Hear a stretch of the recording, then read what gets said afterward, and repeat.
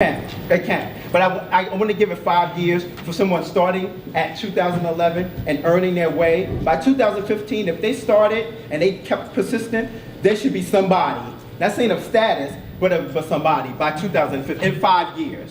Derek, do the colors have any meaning, or how does the colors go, or is that just? The colors have it. Basically, the blue was basically about the sky, was about something new. Red was about basically during that time that was the blood right. White was pure, black is hard. Yellow was basically kind of bright. When things were kind of nice. That's what those colors mean. About the green.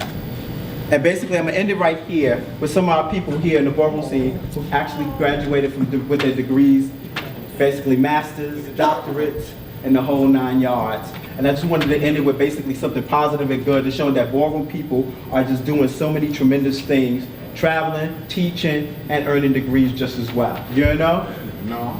Huh?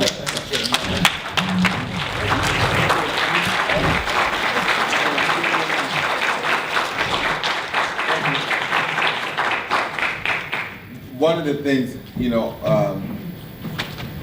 when we talked about the Kiki scene, Aisha and with Arbor created it as, and we're going to talk about that a little later, the panel that Aisha is on, but they created it as an intervention. But when I was in Philadelphia, they had a Kiki house called Snow Bunyan, and they even had a ball.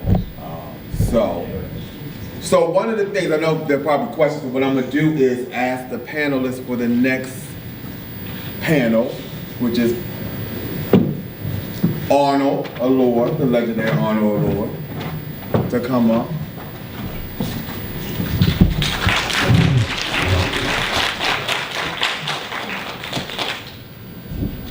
The legendary Quinny Bisu to come up.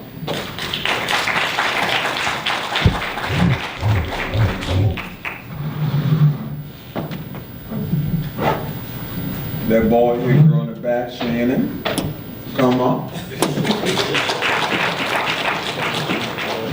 Legendary Shannon Boy, come up.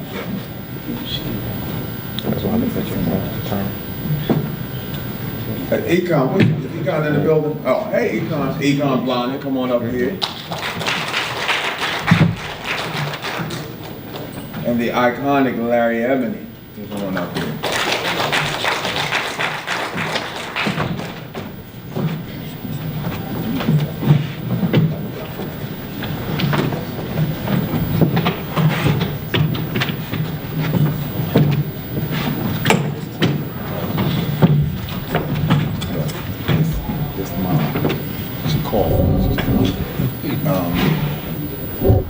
So this panel is going to have a conversation, as Derek talked about, sort of the migration out of New York City, house ball that is, because one of the things that we get confused, and particularly when you look at the pictures that were there, is that drag ball migrated out of New York as blacker cities, formulated itself out of the Great Migration. So in the 40s, when Detroit and Chicago became these sort of black ethos of cities, so did the drag balls. When house ball is a different conversation. And so when house ball migrated to 86 to DC and Baltimore in 90 and Philadelphia in 91, 89, I'm sorry, and then you saw the explosion in the mid-90s, and as Derek talked about with Greg Freedom in Connecticut and Fuzzy in Connecticut and Boston and Atlanta and LA and it's everywhere now. We wanted to talk about how some of the alliances, how we sort of mobilized ourselves. I know we oftentimes get in real big discussion of who's a legend, what makes a legend. It's always different,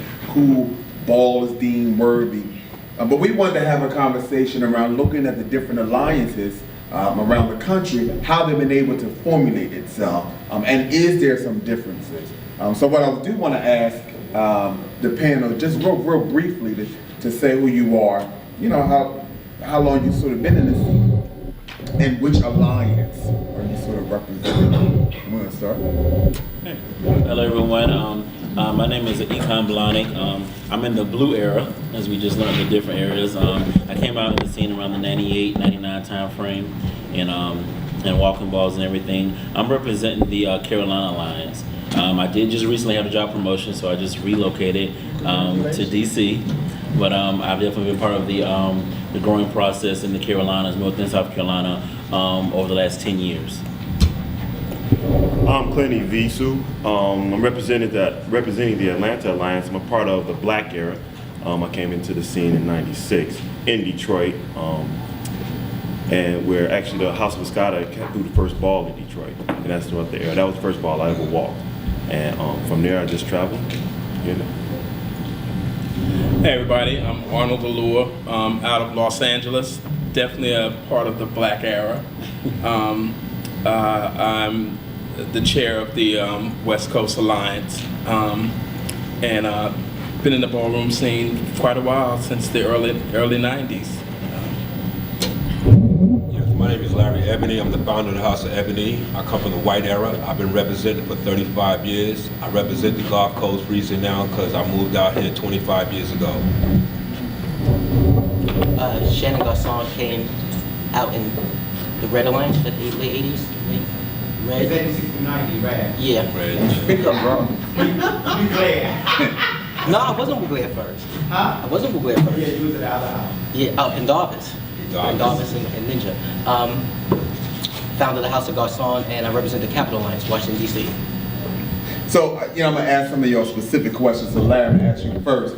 You being part of the white era and creating the House of Ebony and then moving to the Gulf Coast. For you, what was your intention in creating the House of Ebony? And in that, when you moved to the Gulf Coast, was there a difference for you in creating a chapter here, or being here, than it was in New York City? I moved, when I was creating the House of Ebony, it started from the House of Banshees, because when I first went to my first ball, I had just came home from the Spofford, whoever knows what Spofford is in New York. I had just first came home, and I had met Richard, the founder mother of the House of Ebony, and he had took me to this ball called the House of Evasion. I had walked that night, and I had one body, and I won best man that night.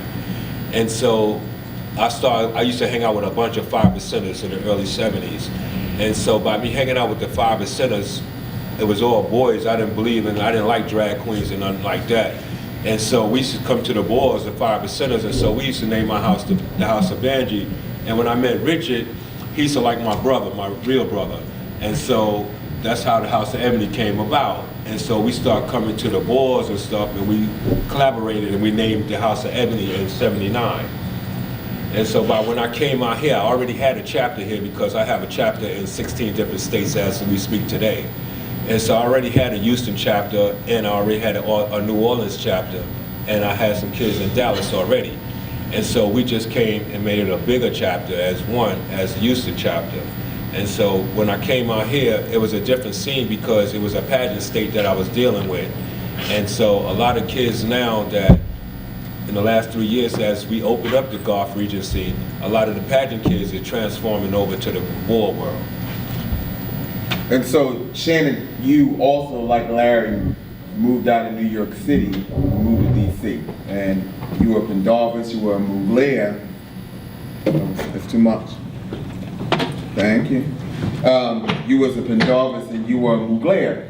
And in creating the DC chapter House of Mugler, and then the North and South Carolina chapter Mugler, and then Atlanta Mugler. In creating those different chapters, did you have to create them very different? And if you did, was it because the geography of where it lived was a different kind of scene, and so you had to have different kind of rules, and how you mobilized the community was different? It was different. Going to DC, when I got to DC in '89, there were houses there already. So we weren't the first house outside, as Larry's house was there first.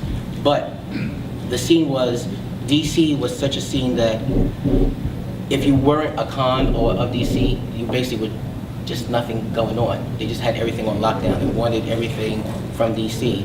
And coming from New York, those of us who remember back then, you just wasn't welcome in DC. It just wasn't happening, It was DC, and to this day we still say the same thing, DC first, everything else is afterwards.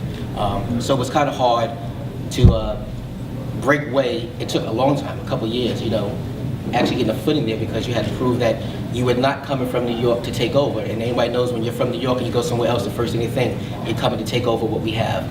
So that was a challenge. But also, one of the bigger challenges is from going from New York to DC, North Carolina, and Georgia, was that in New York, with the ball scene, especially coming from Mugler being a face house, it was a perception that you were light, and because you were light, everything was face.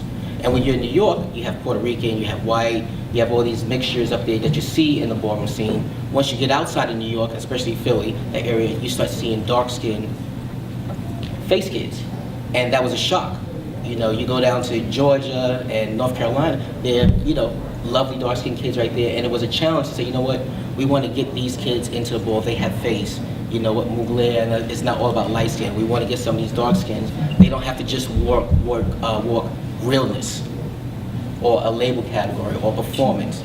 They can walk face, and it was kind of changing. Now that was a challenge thing, and also the perception that because they're not New Yorkers, they're late or they're country. You go down there, and they don't always do things the same way New Yorkers do. You know, as I say over again, New York is the exception, not the rule. Most of the country does things a different way. New York does things its own way. And so you had to go down there and just see how people are doing things, embrace how they're doing things, and let them develop their own, and then tweak it a little bit to come into the mainstream. But each alliance has its own way of doing things, and you have to let them have their individuality, but still conform to certain basic elements of the scene.